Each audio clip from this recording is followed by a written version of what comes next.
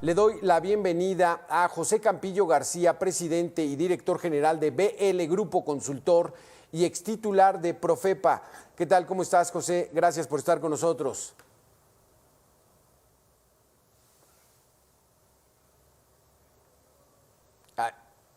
¿Qué tal? Muy buenas tardes, Alberto. Qué gusto estar contigo y con tu auditorio. Claro que sí, José. Pues, ¿qué tan costoso resulta traer agua aquí a la Ciudad de México? Este es un tema que tiene muchísimos años por la altura de la Ciudad de México, por los millones de habitantes que aquí viven. En estos momentos, ¿qué tan costoso es? Bueno, mira, Alberto, yo creo que podríamos hablar de lo que es el costo directo para traer el agua a la Ciudad de México. Imagínate que el sistema que nos surte es el sistema Cuchamala y necesitamos bombear a una altitud equivalente a la que tiene la Ciudad de México, lo cual tiene un costo altísimo agregado a las obras que se tienen que hacer regularmente en todo el sistema Cuchamala. Y las nuevas obras que se tienen que hacer. Digamos que eso es la parte, digamos, de los costos directos para traer el agua a la Ciudad de México. Pero los costos indirectos son gravísimos. Como tú bien sabes, y tu público lo sabe, hay un enorme desperdicio de agua en la ciudad. Se calcula que más del 30% del agua que llega a la ciudad se desperdicia entre las fugas y, desde luego, las malas instalaciones que hay en cada uno de los domicilios, de manera en que te estamos trayendo mayor cantidad de agua de la que realmente necesitamos. Recuerdo que algún gobernador del Estado de México decía, bueno, estamos dispuestos a darle agua a la Ciudad de México, nada más que demuéstrenme que la necesitan. Porque si me van a quitar el agua a mí y la van a tirar en la ciudad, realmente el sacrificio que está haciendo el Estado de México es enorme. Fíjate, resulta que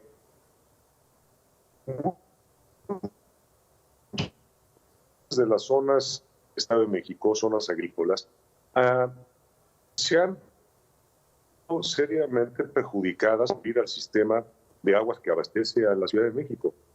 Entonces, hemos empobrecido, si no es que prácticamente anulado, grandes extensiones de tierras de cultivo para que nosotros podamos tener el preciado líquido, como le dicen los románticos, sí, al agua, ¿no?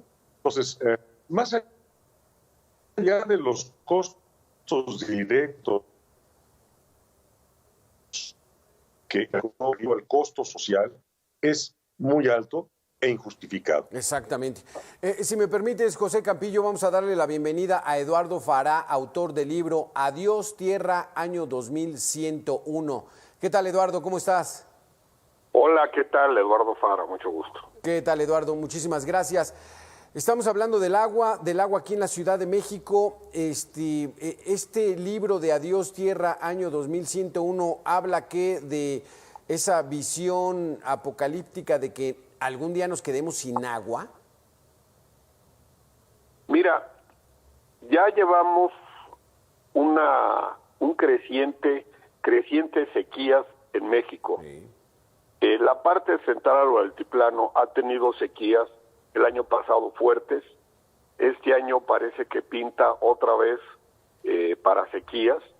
Y pese a que llueve lo suficiente en el Valle de México para surtir la ciudad, por dos razones no se puede cumplir. Una, la mitad del agua se despilfarra o en casas o en las redes que tienen fugas o en negocios.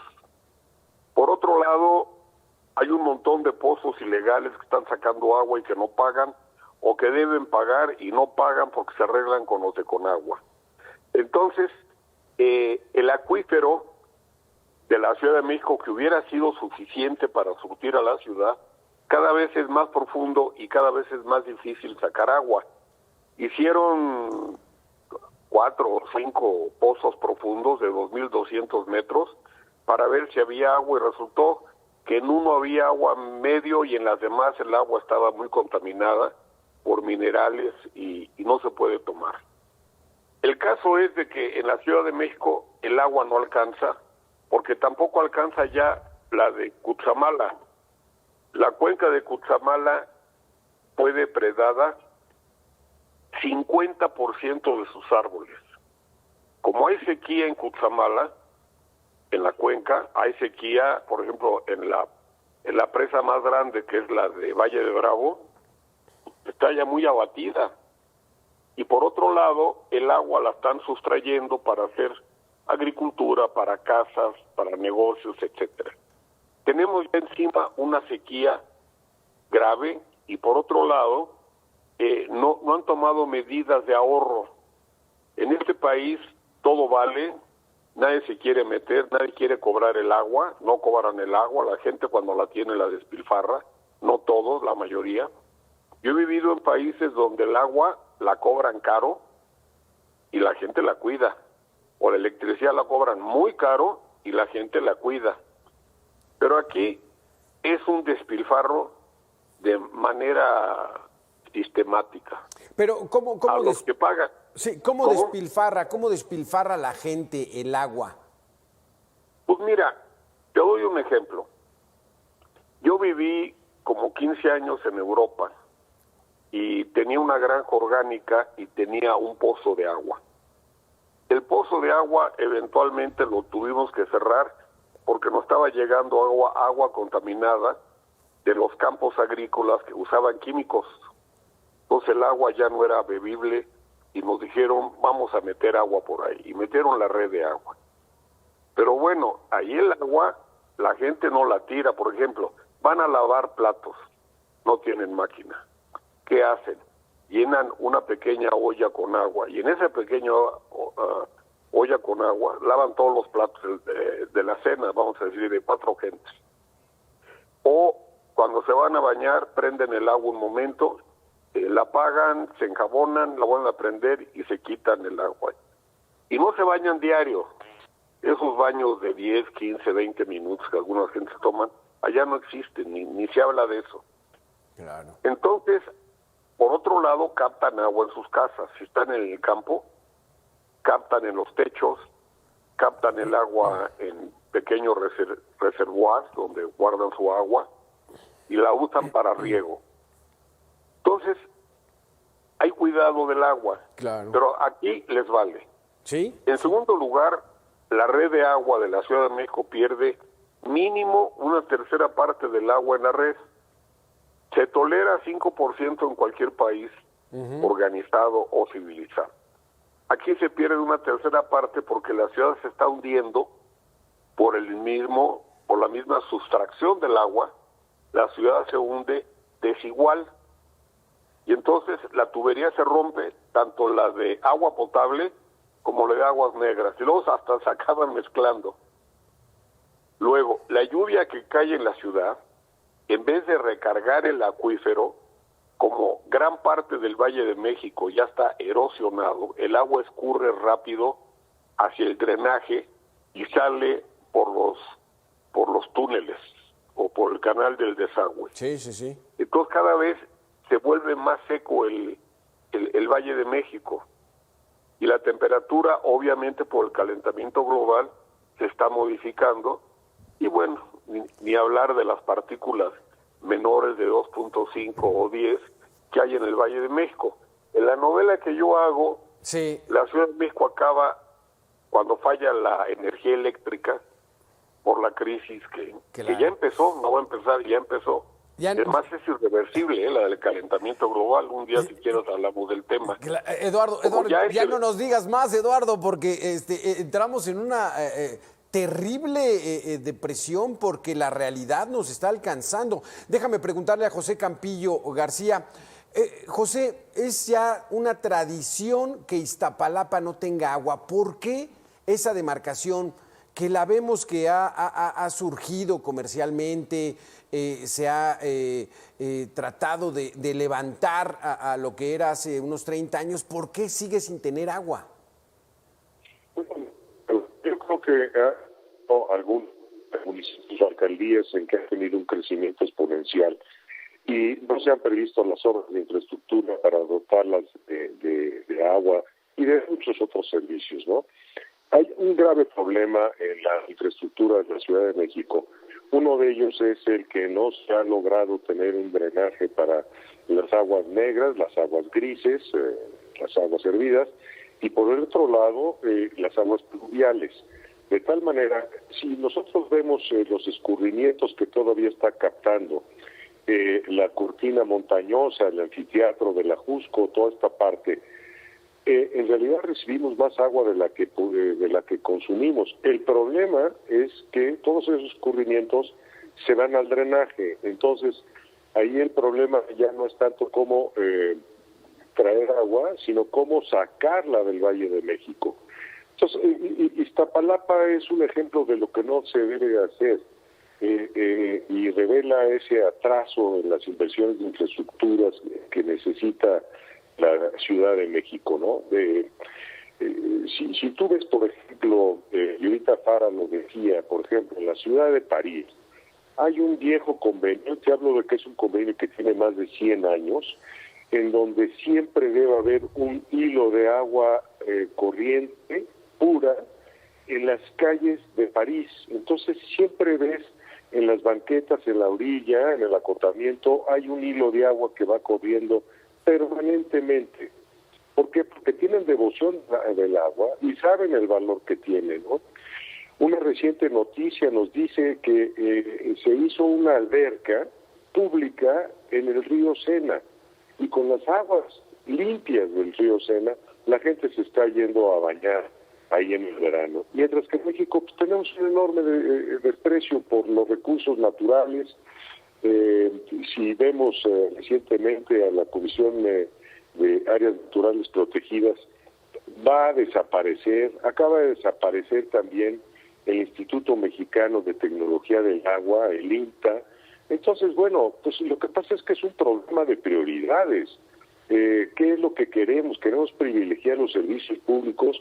¿Queremos privilegiar los programas sociales que no sacan a nadie de la pobreza, ¿no? Fíjate que estamos pagando muy altos costos. Donde se genera el agua son en las fábricas de agua, sobre todo en las áreas naturales protegidas del Estado de México. Y resulta que ya no tenemos una comisión de áreas naturales protegidas, no hay Instituto Mexicano del Agua, y pues vamos a pagar costos todavía más altos de los que estamos pagando ahora. Exactamente. Eduardo Fara, mucha gente nos está viendo en estos momentos, madres de familia, platicando con sus niños. Esto tiene que revertirse de alguna manera. ¿Qué sería lo principal que tenemos que hacer como sociedad para dejar de despilfarrar agua? Mira, son tres cosas. Una, primero educar a la gente en ecología. Aquí no hay ni cultura cívica ni ecología, nadie sabe qué es ecología. Entonces, lo que no conoces, no lo puedes enfrentar, porque no sabes qué es.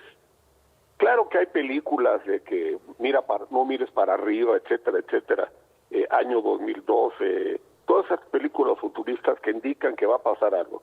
Quiero decirte que el 80% de los jóvenes en encuesta de las Naciones Unidas a nivel global dicen que no quieren tener hijos porque la situación está muy difícil por el medio ambiente. Y aquí están hablando no más que si Benito Juárez, que si la Cuarta, que si PRI, que si PAN, que si Morena, que son puros ineptos. Si no saben ecología, que se retiren. Estamos ahorita ante un proceso que ya se inició, que es la destrucción del planeta, destrucción de la vida en el planeta. ¿Por qué? Porque ya se llenó de CO2 la atmósfera, 420 partes por millón que no habían existido en 3 millones de años, y la última vez que alcanzó ese nivel, el océano subió 8 metros. Ya alcanzó ese nivel, el océano va a subir 8 metros mínimo, se están derritiendo Groenlandia, el Polo Norte, bueno, ni decir, y el Polo Sur también ya empezó.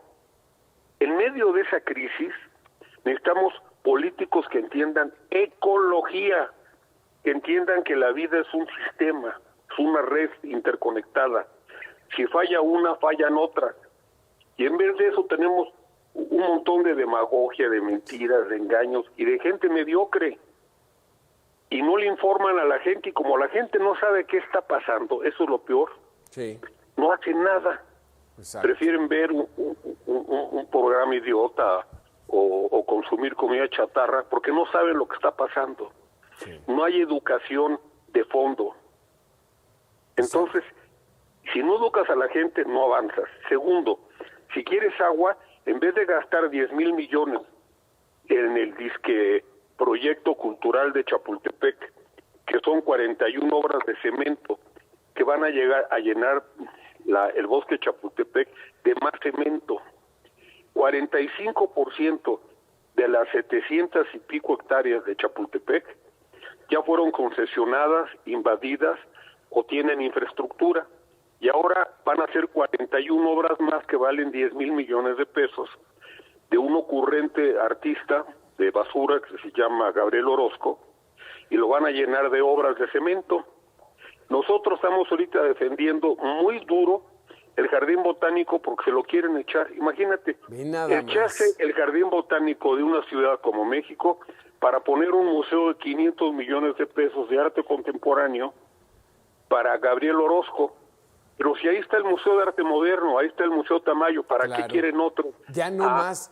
Eduardo, desafortunadamente se nos acaba el tiempo. Muchísimas gracias por tu participación también. José Campillo, muchísimas gracias. Aquí no hay de otra, hay que hacer conciencia, pero ya. Hay que salvar al planeta, aunque parezca lugar común, no lo es. Estamos destruyendo el planeta, estamos destruyendo la vida en el planeta. Muchísimas gracias a los dos por haber estado con nosotros. Y hasta aquí este espacio de información. Le doy la bienvenida a Mitzi Cordero.